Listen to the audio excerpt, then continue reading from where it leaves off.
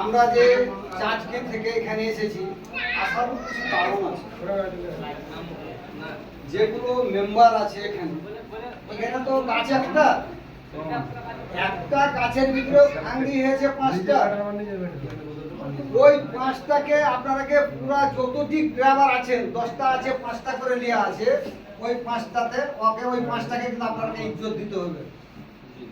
ওই 5টাকে প্রথম ইজ্জত দেন।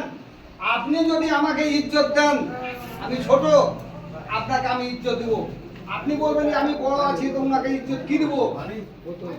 আপনার মতো লোক কিন্তু আপনাকে ইজ্জত দিবে না। এরকম করবে কি হ্যাঁ রাজ খুলতে এরকম ওরকম আছে কি নাই? কিন্তু তুমি যতই বড় হও কিন্তু আগে তুমি ইজ্জত দাও, তারপরে তুমি ইজ্জত দাও। ইজ্জত তুমি বলবে যে আমি রাস্তাতে যাবো ইজ্জত পাবো, জীবনও পাবো না।